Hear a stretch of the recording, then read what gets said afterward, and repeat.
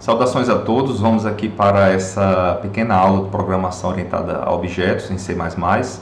E o objetivo da nossa aula hoje é trabalhar com o uso de referências em C++.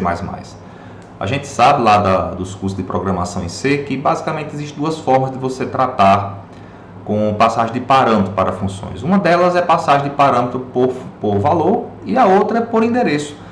Quando você passa por valor, não há possibilidade de você modificar a variável, né, que estava presente na função original. Mas na passagem de parâmetro por endereço, aí é possível fazer. Em C++ existe uma terceira forma de você passar parâmetro para uma função, que é a passagem de parâmetro de função por referência. Então vamos mostrar rapidamente aqui num pequeno exemplo que a gente está criando no nosso ambiente de desenvolvimento, que é uma função que recebe um valor inteiro e mostra esse inteiro. Algo bem simples, bem tranquilo de entender. A função vai fazer uma modificação nessa variável e depois novamente mostrar o seu valor.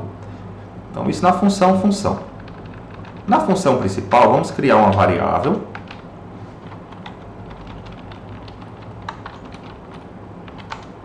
Vamos atribuir um valor a essa variável e vamos mostrar o seu valor antes. Deixa eu copiar aqui o pedacinho do código. O valor da variável antes. E depois que a gente chamar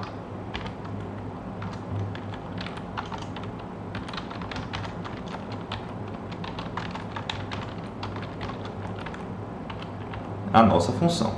Vamos ver o que é que vai acontecer.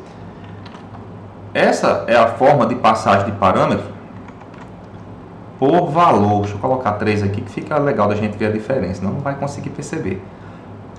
É a passagem de parâmetro por valor. A função y, a função que a gente está chamando, ela vai receber o valor dessa variável y, vai tratar, ela vai ser copiada para a variável x e depois você vai fazer algum tipo de tratamento, que no caso é só mudar o valor. Perceba que dentro da função o x muda, mas quando você sai da função, o valor de y que você tinha, ele permanece. Mas é claro que vai acontecer assim, né? Porque as variáveis x e y da função e da função principal, elas existem em porções diferentes da memória. Portanto, se você alterar uma, a outra não vai ser alterada.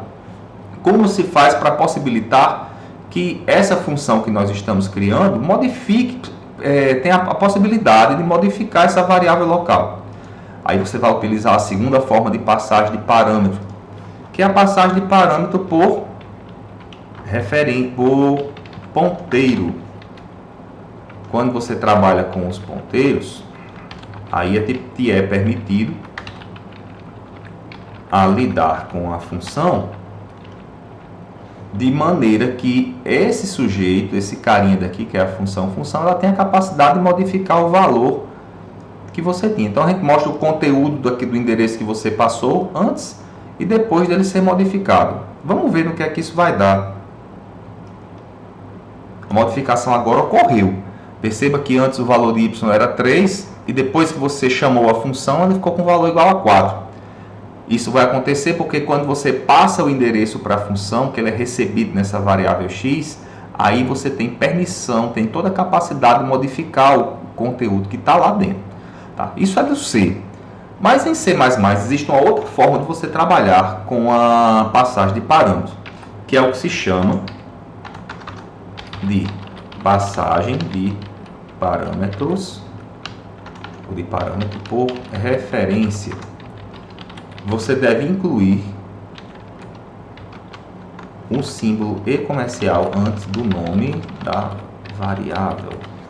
Então a função agora ela é declarada dessa maneira. Você usa um e comercial para simbolizar que o que você está querendo fazer é utilizar a função na forma de uma referência. E olha como o código muda nesse momento. Preste atenção à função que você criou agora usando a referência. Ela parece com aquela implementação que nós tínhamos quando trabalhávamos com passagem de parâmetro por valor. Nada daquela chamada, daquele uso de aritmética de ponteiros, que é um pouco chatinho, né? Mas é necessário quando se precisa. E quando você vai invocar a função, não há necessidade de você colocar o e-comercial antes, porque a função vai tratar essa variável de uma forma que é aquela que você já espera que aconteça, que é a possibilidade de você modificá-la diretamente. Veja que antes de eu chamar a função, o valor do y era 3, depois passou a ser 4. Isso aqui é a referência, né? A referência dessa possibilidade, esse poder de lidar com variáveis como essa, a variável x, como se elas fossem variáveis comuns, né? De um programa em C. Mas o que modificou é que agora você usa um e-comercial antes dessa passagem. Vamos dar uma olhada como é o endereço do x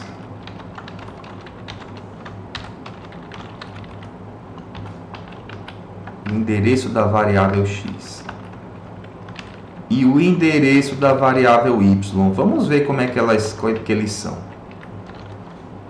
Eu vou mostrar o endereço de y e o endereço de x. Vamos executar aqui nosso código.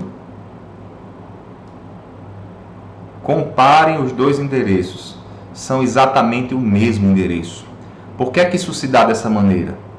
Porque quando você usa a referência, a tua variável, ela comporta desse jeito aqui. Deixa eu abrir para vocês aqui uma ilustração.